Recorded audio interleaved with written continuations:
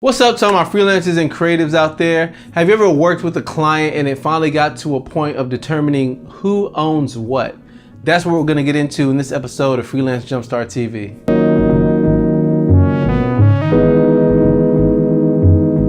In my last video, I talked about contract essentials, those things that you need to have as a part of your client agreement, which are often missed or overlooked.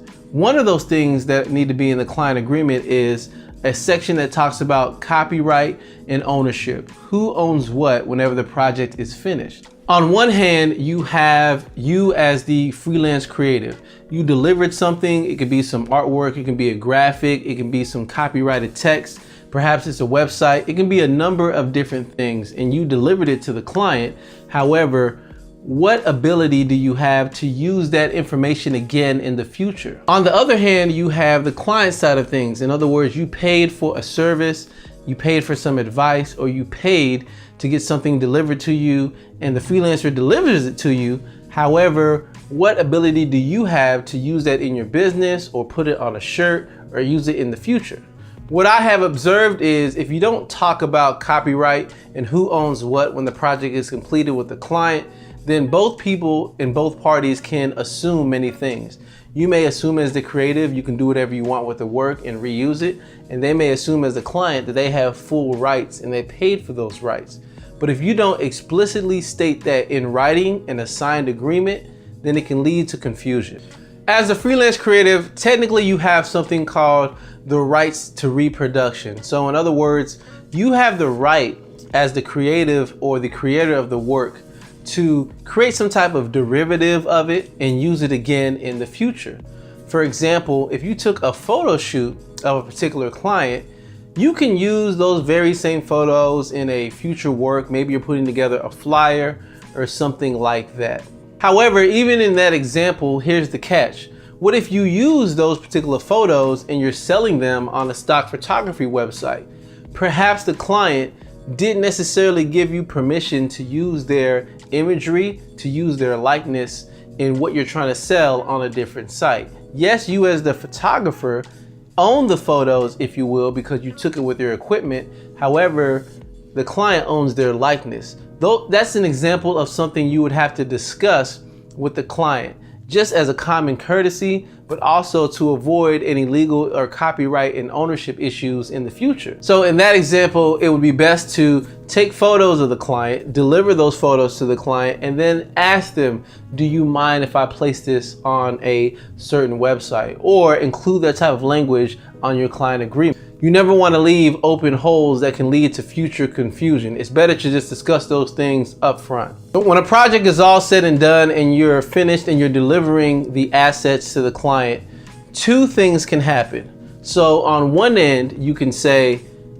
I as the freelance creative am transferring full ownership rights to what I have created to the client, and it is there. The second thing that you may want to do is license that. You may say, I created this type of artwork, and for what I am delivering, I am giving it to the client. However, they don't have full rights to this. I, as the creator, have full rights to this, and I am just going to license the use of what I created to this particular person. Whether you realize it or not, you see this a lot in the music industry. Someone may create an instrumental of a song, they may create the drum pattern and put together the beat of a song or something of that nature, and they orchestrate the song. However, when the song instrumental is used to create something with words over it, whether it's singing or whether somebody is doing poetry over it or whatever, the owner and the orchestrator of the music is still the sole owner of that music, unless they licensed it to you for you to use. And technically, that license can be exclusive, meaning you're the only person for a certain period of time who has the right to use that music, or they can say, I will lease it to you, but I have the freedom to lease it to somebody else if I see fit. With all the different things that can come up when we're discussing ownership, that's why it's important as a creative to really ask certain questions and find out how is the client going to use what you're delivering. Now, you can't think of every example, you can't think and police every instance, but you have to ask those questions. For example, if someone approached you as a graphic designer to make a book cover for them, How many books are getting printed? Is it a short run? Is it a long run? Are the books going to be used specifically just as the cover for the book, or is this also going to be a poster? Is it going to be on business cards? Is it going to be used in some other marketing collateral? Those are the questions you have to ask. Sure, the person can pay for a logo, pay for a design, and use that design if they'd like, but you as the creator have to take the lead in finding out how are they going to use this, and did you give the client permission to use it on a book cover and all of those other things I mentioned. Let's talk a little bit about copyright. There's different arguments and different things that have been brought up as it pertains to copywriting and who owns what. Now, you as a freelance creative, if you created something custom and it's yours that you're delivering, technically you have main ownership rights to what you created. I mean, it never used to existed, and you're the one who pieced it together and created the solution. Maybe you see that somebody created something very similar and it looked like a copy of what you created. Sure, then in that case, it can get a little murky, because who was the first person to create this very same thing? If you don't have any evidence that shows that, whether it be a signed contract, whether you posted it online somewhere, if you don't have any evidence, things can get tricky. If things were to escalate to the point to where there's a dispute or they get legal, then you would want to fill out an official copyright registration at the US Copyright and Patent Office. And the main reason you would do that is so that if things ever get legal, you can say on a specific date, on a specific time, this is the exact thing that I created and I registered it. So it's just an extra step of protection to take the time to register something that you created. All in all, the best thing to do is develop a process.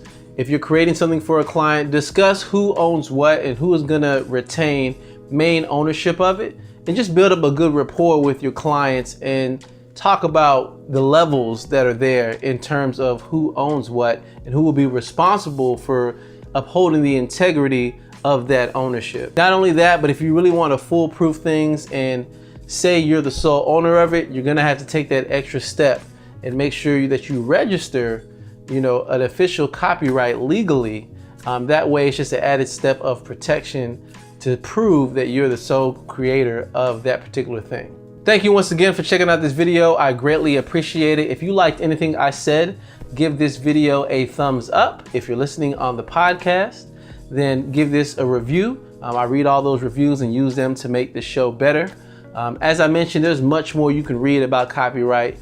You can go to the official copyright website and just read up a little bit on what rights you have as a freelance creative when you're out there delivering certain solutions to your client. As always, there are show notes for this particular episode, so you can go to freelancejumpstart.tv/37 and read up and just go a little deeper as it pertains to some of the things I discussed, and click on those official links just so you can read and know what the law is and know what freedoms that you do have. Thank you for checking out this video, and I will catch you in the next one. See ya.